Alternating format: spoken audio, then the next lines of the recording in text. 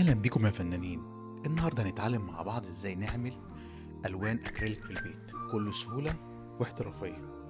في الأول صلوا على النبي ويلا بينا نبدأ. أول حاجة المكونات، إيه اللي أنا محتاجه؟ محتاج كربونات الكالسيوم اللي هي السبيداك، ورنيش مائي أكريليك، لون أبيض أكريليك غير أبيض، مية ويفضل لو كانت مقطرة عشان لو في أي شوائب فيها، جليسرين طبي، ألوان مركزة. تعالوا بقى نشوف الخطوات واحدة واحدة.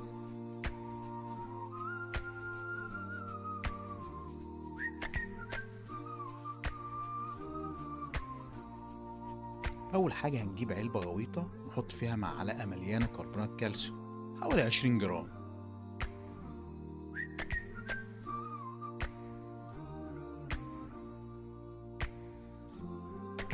ونحط عليهم نفس الكمية مية ونقلب كويس جدا.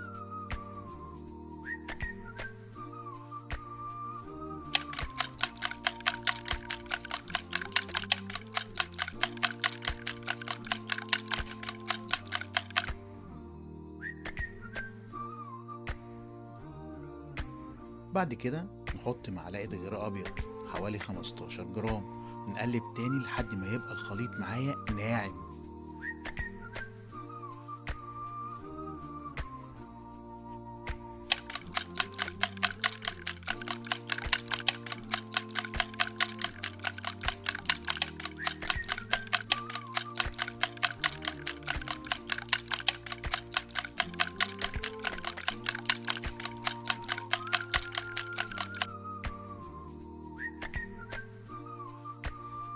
نضيف معلقتين ورنيش أكريليك حوالي من 30 ل 35 جرام ونقلب تاني. أهم حاجة في الموضوع ده كله التقليب.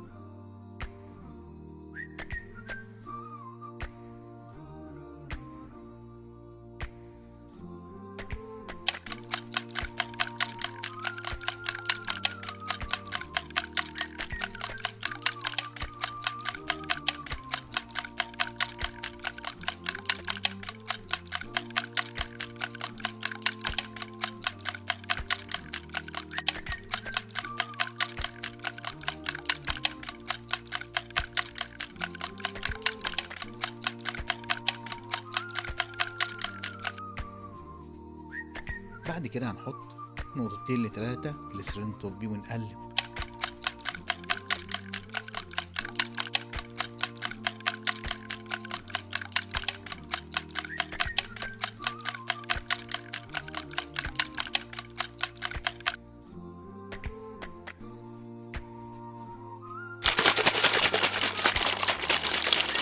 بعد كده نحط اللون المركز اللي احنا عايزينه ونقلب كويس.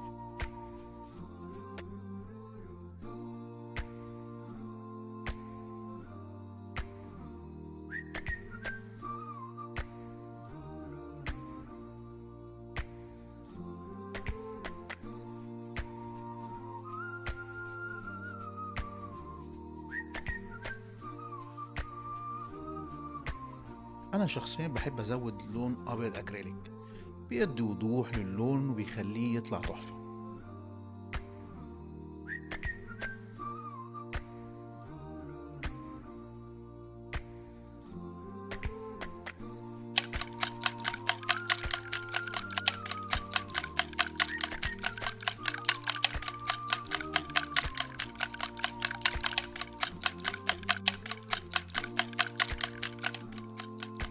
لو حسيت إن اللون خفيف وعايز تزود السماكة بتاعته، زود شوية كربونات كالسيوم وورنيش أكريليك، وخلي الورنيش دايما ضعف كمية الكربونات، واخلطهم لوحدهم الأول وبعدين زودهم على الخليط شوية بشوية لحد ما توصل للقوام اللي يعجبك.